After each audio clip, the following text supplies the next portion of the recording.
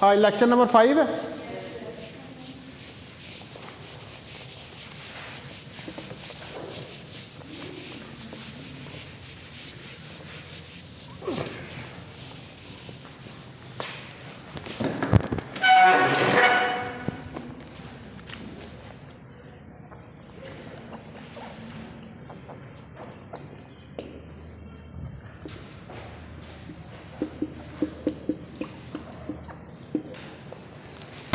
अच्छा, कल जो है मैंने वो कॉरस्पॉन्डेंस प्रिंसिपल और क्वांटाइजेशन ऑफ एनर्जी जो है उसको डिस्कस किया था। ठीक है, आज हमने जो है वो लाइन स्पेक्ट्रम जो है उसको डिस्कस करना है, फिर उसके बाद हम मूव ऐड करेंगे फोटो इलेक्ट्रिक इफेक्ट के ऊपर।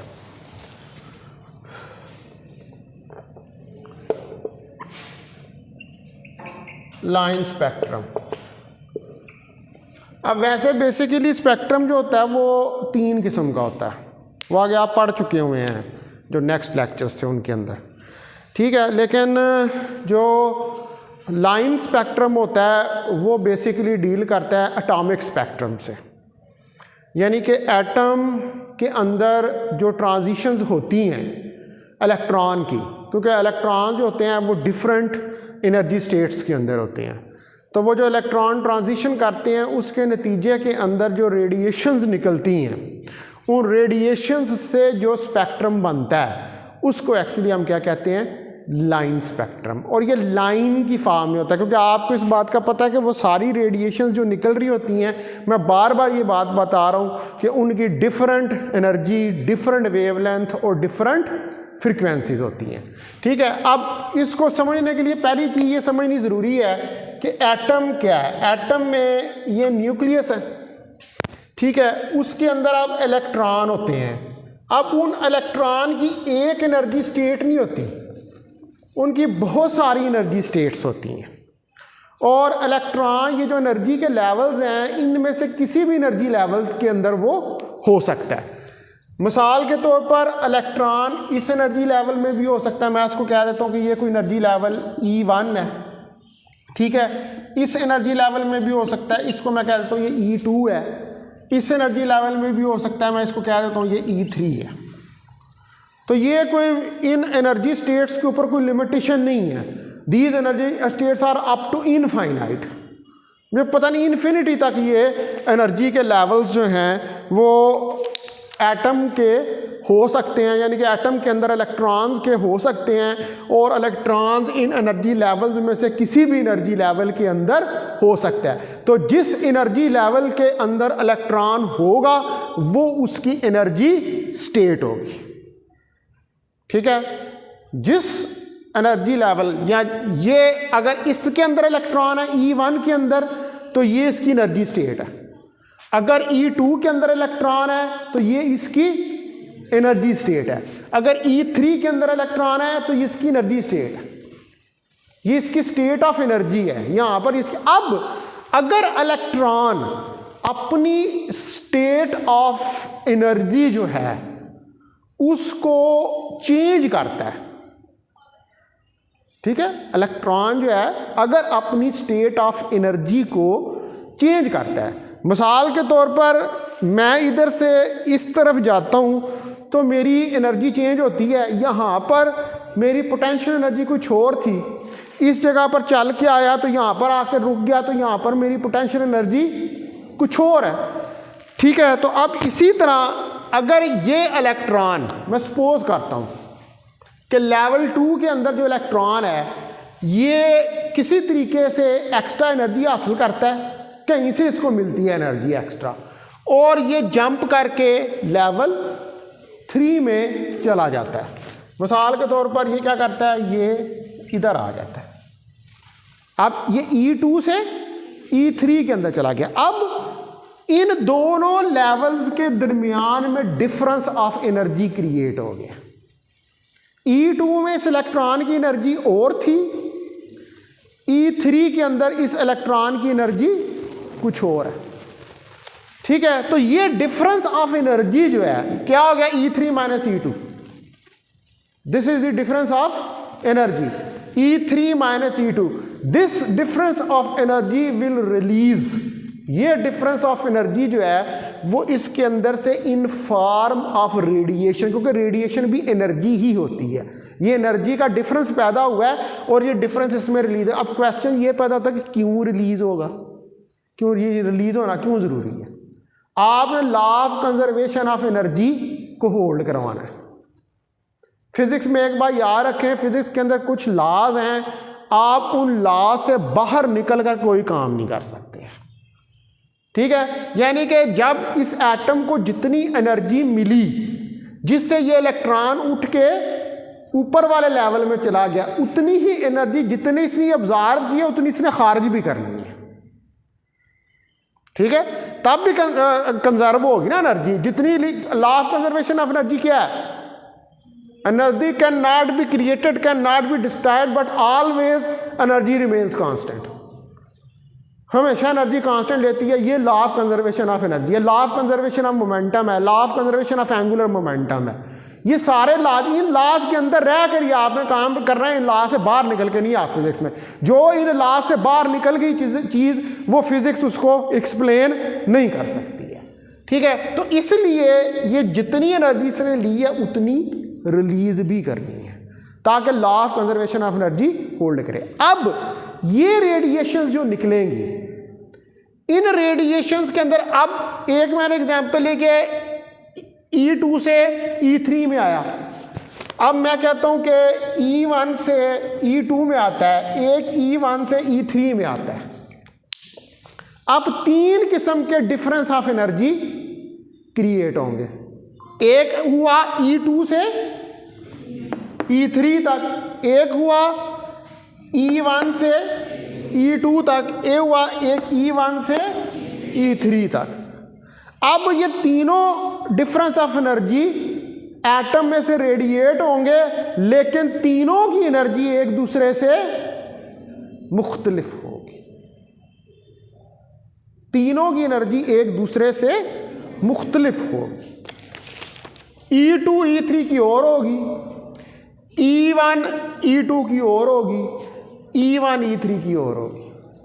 तो ये क्या करेगा, ये जब डिटेक्टर पे आप इसको ऑब्जर्व करेंगे तो ये डिटेक्टर के ऊपर डिफरेंट एनर्जी की लाइंस जो हैं वो बननी शुरू हो जाएंगी। तो हम कहेंगे कि that is the line spectrum.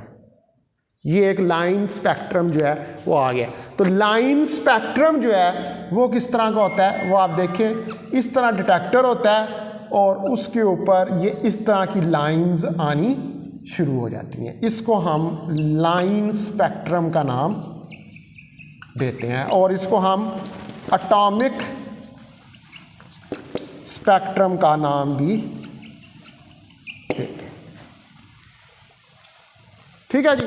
तो इसी से आपको जो लाइन स्पेक्ट्रम होता है, इस लाइन स्पेक्ट्रम से ही आपको ये पता चलता है कि किसी एटम का क्या स्ट्रक्चर है, ठीक है। किसी एटम का क्या स्ट्रक्चर है, किसी एनर्जी स्टेट के अंदर कितने इलेक्ट्रॉन हैं, पहले एनर्जी लेवल में कितने इलेक्ट्रॉन हैं, दूसरे एनर्जी लेवल में कितने इलेक्ट्रॉन हैं, तीसरे एनर्जी लेवल में कितने हैं, चौथे में कितने हैं, पांचवें में कितने हैं। ये आपको लाइन स्पेक्ट्रम से ही पता चलता है। उससे आपको पता चलता है कि ये सोडियम का एटम है, ये क्लोरीन का एटम है, ये कहाँ से ये पूरा पीरियोडिक टेबल बना था। ये पीरियोडिक टेबल जितने एलिमेंट्स का बना हुआ है वो किससे बना हुआ है, इस लाइन स्पेक्ट्रम से ही बना हुआ है। वहीं से आपको पता चला कि ये सोडियम है, ये क्लोरीन है, ये फ्लोरीन है, ये नाइट्रोजन है, ये हाइड्रोजन है। ये सारी चीज़ें वहाँ से आपको पता जो है वो चली हैं।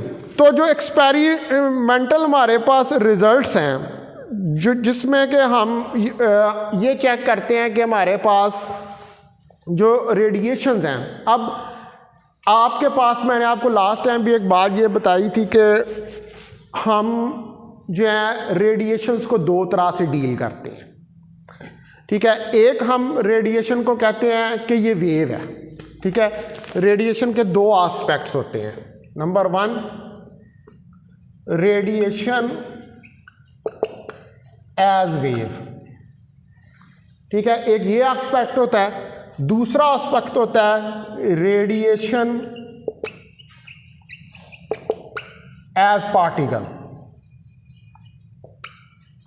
कि रेडिएशन जो है वो एज ए वेव बिहेव कर रही है या रेडिएशन जो है वो एज ए पार्टिकल के तौर पे बिहेव कर रही है। ठीक है, ये दो एस्पेक्ट्स होते हैं। तो अब हमारे पास जो एक्सपेरिमेंट्स हैं जैसे फोटो इलेक्ट्रिक इफेक्ट है और कॉम्पटन इफेक्ट है, ये दो एक्सपेरिमेंट्स हैं। नंबर 1 फोटो इलेक्ट्रिक इफेक्ट और नंबर 2 के ऊपर कॉम्पटन इफेक्ट। ये जो दो एक्सपेरिमेंट्स हैं ये भी हमने आगे डिटेल के साथ इस चैप्टर में पढ़ने हैं। ये दो एक्सपेरिमेंट्स एक्चुअली क्या है, ये है interaction of radiation with matter. Matter के साथ रेडिएशन का इंटरेक्ट करना, ये इसको डिस्क्राइब करते हैं। किसको डिस्क्राइब करते हैं? Interaction of radiation with matter, इसको ये दोनों एक्सपेरिमेंट्स डिस्क्राइब करते हैं। और इन एक्सपेरिमेंट से हमें ये पता चलता है कि रेडिएशन जो है उसका पार्टिकल बिहेवियर है।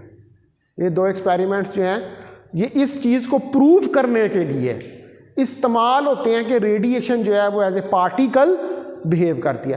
कौन से एक्सपेरिमेंट्स जो हैं वो रेडिएशन को ये प्रूव करते हैं कि वो वेव है?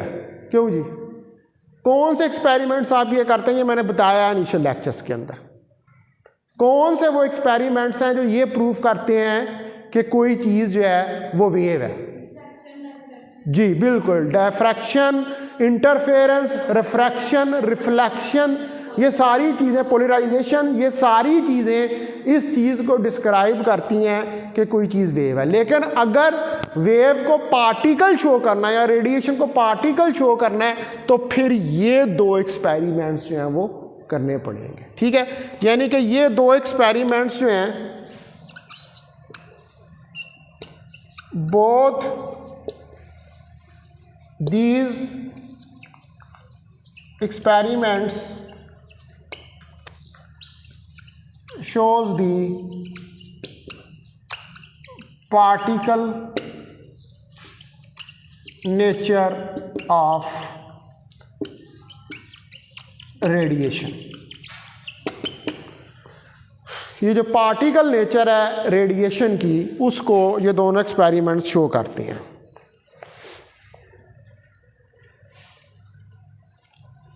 अच्छा, अब जो आपके पास जाहिर बात है कि ये अगर एक आइसोलेटेड सिस्टम है, मतलब है कि ये एक एटम है, ये एक आइसोलेटेड सिस्टम है, तो इस आइसोलेटेड सिस्टम के अंदर से कॉन्टिन्यूअस स्पेक्ट्रम नहीं निकल रहा। कॉन्टिन्यूअस स्पेक्ट्रम हो तो फिर आपके पास डिटेक्टर के ऊपर लाइंस नहीं आएंगे। ठीक है, तो जो स्पेक्ट्रम होता है एटम का वो कॉन्टिन्यूअस नहीं होता। The spectrum of atom is not continuous।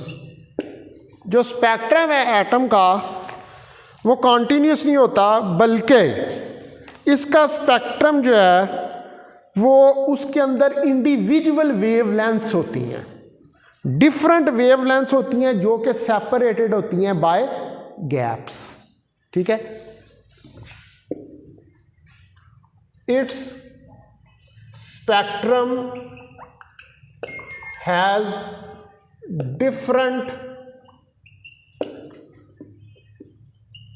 Wavelengths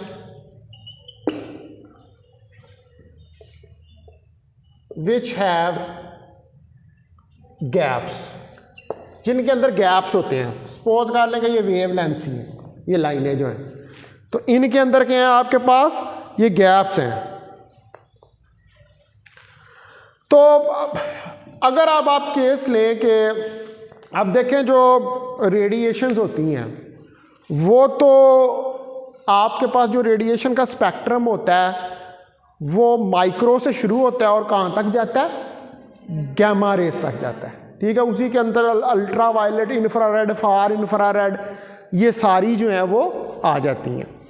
ठीक है, तो अगर हमारे पास रेडिएशन विजिबल रीजन के अंदर है, ठीक है, रेडिएशन किस में है, बाकी तो सारे आपको नज़र नहीं ना आते। मैंने आपको शायद लास्ट टाइम भी बताया था कि 400 नैनोमीटर से लेकर 700 नैनोमीटर तक जो है वो विजिबल रीजन होता है। विजिबल के अलावा एक्सरेज आपको नहीं नज़र आती, गामा रेज आपको नहीं नज़र आती, इंफ्रारेड आपको नहीं आती, अल्ट्रावायलेट भी नहीं नज़र आती हैं आपको सिर्फ विजिबल ही नज़र आता है। तो हम सबसे पहले फिर विजिबल का ही चेक कर देते हैं स्पेक्ट्रम जो है, यानी कि सबसे आसान कौन सा हुआ, जो चीज़ नज़र आ रही है वही सबसे आसान है, जो नज़र ही नहीं आ रही वो तो सबसे पहले हम विजिबल का जो है वो देख लेते हैं। तो अगर हमारे पास जो है विजिबल लाइट का केस हो तो इस केस में स्पेक्ट्रम जो है उसको हम स्टडी करते हैं, उसके लिए एक इंस्ट्रूमेंट यूज़ होता है जिसको हम कहते हैं स्पेक्ट्रोमीटर। शायद पहले नाम सुनाओ स्पेक्ट्रोमीटर, पता नहीं सेकेंड ईयर में है यहाँ वेव्स एंड ऑसिलेशन के कोर्स में ना स्पेक्ट्रोमीटर वहाँ पर, क्योंकि वेव का भी स्पेक्ट्रम अगर स्टडी करना हो तो फिर स्पेक्ट्रोमीटर ही यूज़ किया जाता है। वेव्स के स्पेक्ट्रम को एक्चुअली स्टडी करने के लिए स्पेक्ट्रोमीटर जो है वो यूज़ किया जाता है। तो अगर आपके पास विजिबल लाइट है तो in case of visible light, ठीक है, अगर विजिबल लाइट है आपके पास तो the spectrum is studied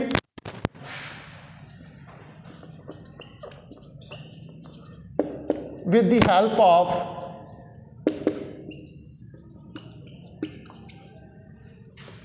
spectrometer. वैसे तो लाइट को का स्पेक्ट्रम प्रिज्म से भी स्टडी किया जा सकता है, लाइट का स्पेक्ट्रम डायफ्रैक्शन ग्रेटिंग से भी स्टडी किया, ये नाम सुने मैं पहले, प्रिज्म एंड डायफ्रैक्शन ग्रेटिंग, ठीक है, इनके ज़रिए भी, बल्कि जो स्पेक्ट्रोमीटर होता है उसके अंदर डायफ्रैक्शन ग्रेटिंग ही यूज़ की जाती है, ठीक है, तो इनके ज़रिए भी आप कर सकते हैं। तो इसके अंदर जो यानी कि स्पेक्ट्रोमीटर, प्रिज्म या डायफ्रैक्शन ग्रेटिंग, ये तीनों चीज़ें जो हैं इनसे आप विजिबल लाइट का जो है वो चेक कर सकते हैं स्पेक्ट्रम। इसके आगे लिख लें आप बेशक के काम बना लें यहाँ पर, प्रिज्म एंड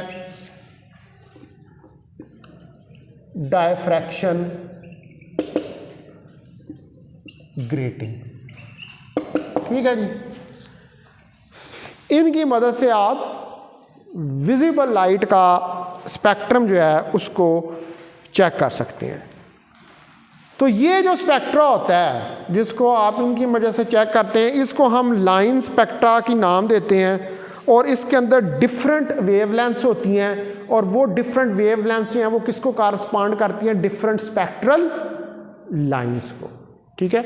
मसलन ये सारी जो लाइंस हैं इन सब की वेवलेंथ डिफरेंट होगी, मैं इनको क्या कहूँगा, ये स्पेक्ट्रल लाइंस हैं, और इन सब स्पेक्ट्रल लाइंस की क्या है, डिफरेंट इंडिविजुअल वेवलेंथ्स है, ठीक है। All spectral lines have different wavelengths, जो भी लाइन आएगी स्पेक्ट्रम के ऊपर उसकी डिफरेंट वेवलेंथ होगी। तो इनको हम क्या कहते हैं, स्पेक्ट्रल लाइंस। ये स्पेक्ट्रल लाइंस जो हैं वो कहलाती हैं। अब लाइन स्पेक्ट्रम कैसे प्रोड्यूस होता है, मैंने वो आपको पहले प्रोसीजर बताया। लाइन स्पेक्ट्रम इस तरह प्रोड्यूस होता है कि आपकी जो रेडिएशन है वो कोई सिस्टम जो होता है जिसके अंदर एटम्स होते हैं, ये क्या है, कोई सिस्टम है, मैंने उसका एक एटम उठाया, ठीक है, कोई सिस्टम है, उस सिस्टम का एक एटम उठाया है। अब ये एटम जो है इसके ऊपर आप रेडिएशंस को इंसिडेंट करते हैं, ठीक है, यानी कि इसके ऊपर ये आप इसके ऊपर रेडिएशंस को भी इंसिडेंट कर सकते हैं, आप इसको हीट अप भी कर सकते हैं, एनर्जी देनी है एक्चुअली, रेडिएशंस भी क्या है, एनर्जी है, हीट भी क्या है, एनर्जी है।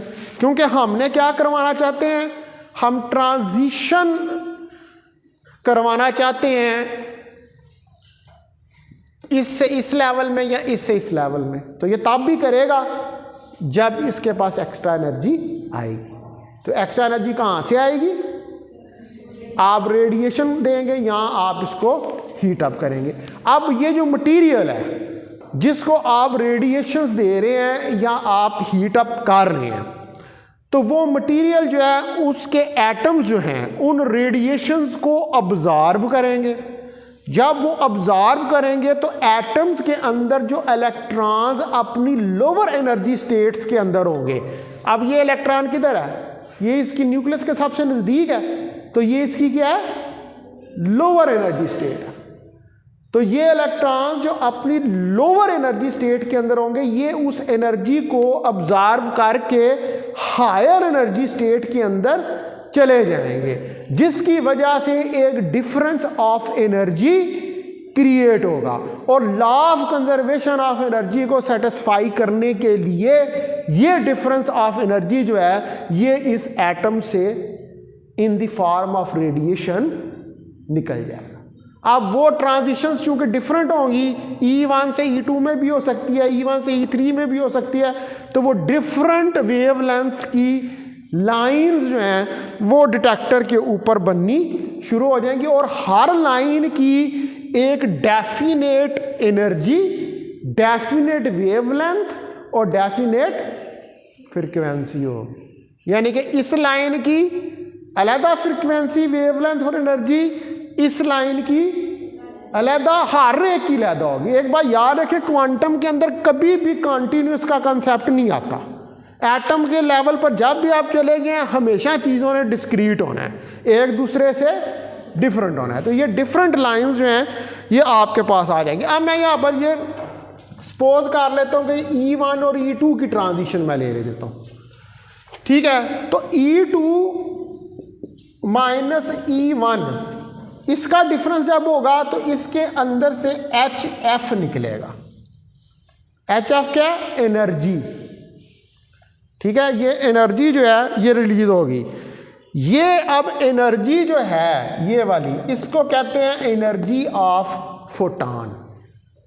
जब हम पार्टिकल्स एस्पेक्ट लेते हैं रेडिएशन का, तो उस वक्त हम कहते हैं कि हमारे पास वो पार्टिकल्स जो हैं रेडिएशन के वो फोटॉन्स हैं। अभी मैं आगे जाके इसको फोटॉन को डिटेल में डिस्कस करूंगा, ठीक है। ये HF क्या है, ये एनर्जी ऑफ फोटॉन है। तो ये फोटॉन की फॉर्म में एनर्जी जो है वो निकल जाएगी। अब यही फोटॉन, अब एटम क्या कर रहा है, फोटॉन को ऑब्जॉर्व भी कर रहा है और फोटॉन को एमिट भी कर रहा है। अगर आप रेडिएशन की पार्टिकल नेचर ले रहे हैं, पार्टिकल नेचर में रेडिएशंस के जो पार्टिकल्स होते हैं उनको हम क्या कहते हैं, फोटॉन्स। तो वो जो फोटॉन्स ले रहा है, फोटॉन्स को ऑब्जॉर्व भी कर रहा है और फोटॉन्स को एमिट जो है वो भी कर रहा है। तो अब इससे हम जो है स्पेक्ट्रम जो है वो स्टडी कर सकते हैं एटम्स का, जिससे हमें एटम के अंदर जो एनर्जी स्टेट्स होती हैं उनका पता चलता है, ठीक है। तो this is the line spectrum, इसको हम लाइन स्पेक्ट्रम का नाम देते हैं। Now I will move ahead to interaction of radiation with matter.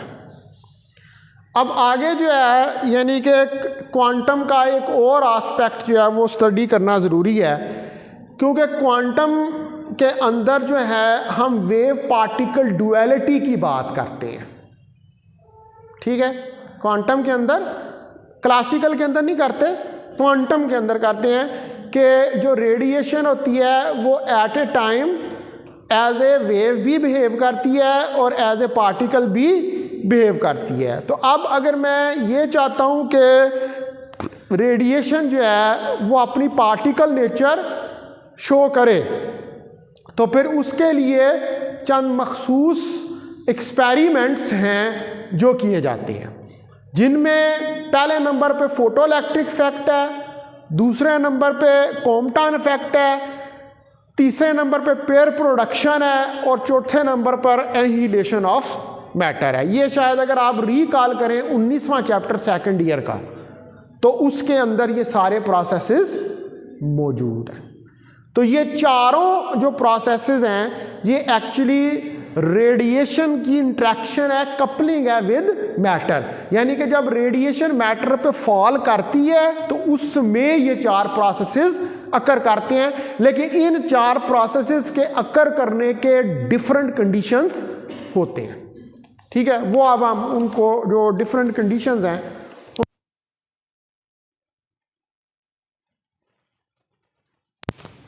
उसको हम स्टडी करेंगे। ठीक है जी। अब नेक्स्ट हमारा टॉपिक है interaction of radiation with matter.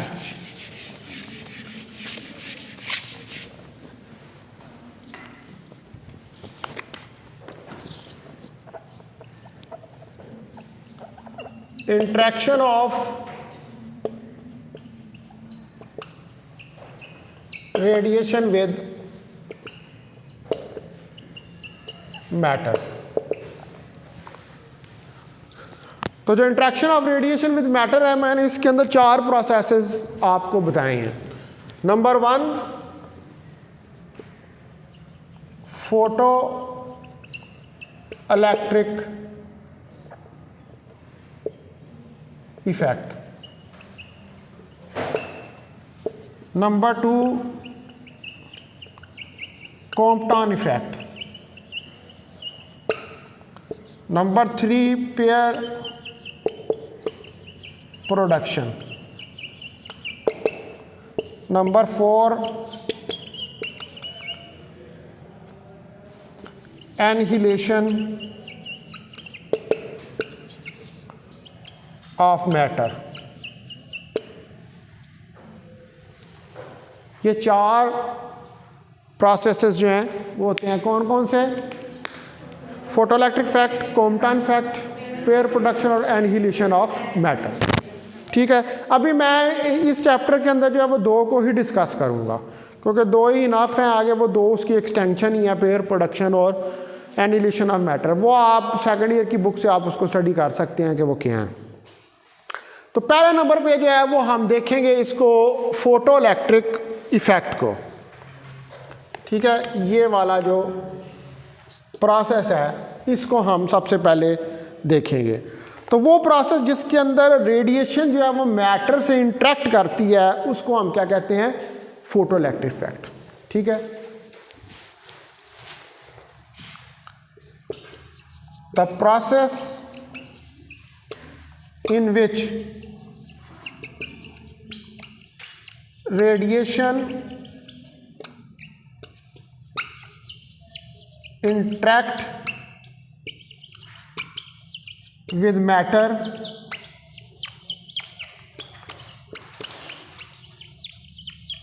is known as photoelectric effect.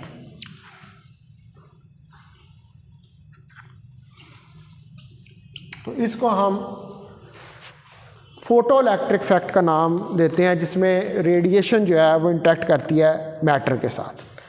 अब ये फिनोमेना जो है ये डिस्क्राइब करता है क्या? पार्टिकल नेचर ऑफ रेडिएशन को। फोटो इलेक्ट्रिक इफेक्ट क्या बताता है? पार्टिकल नेचर ऑफ रेडिएशन को। This process tells us about the particle nature of radiation. ये जो है ये आपको जो पार्टिकल नेचर है रेडिएशन की उसके बारे में इंफॉर्मेशन देता है। अब इसमें होता क्या है कि जो लाइट है, ठीक है, वो फॉल करती है किसी नेचुरल मेटल सरफेस के ऊपर, और जब लाइट फॉल करती है नेचुरल मेटल सरफेस के ऊपर तो उसमें से इलेक्ट्रॉन जो हैं वो इजेक्ट होते हैं। ठीक है, तो इसलिए हम इसको कहते हैं फोटो इलेक्ट्रिक। वो इलेक्ट्रॉन जो इजेक्ट होते हैं उससे हम इसको फोटो इलेक्ट्रिक का नाम दिए। फिर मैं कल जो है ना आपको इसको कंप्लीट कराऊंगा।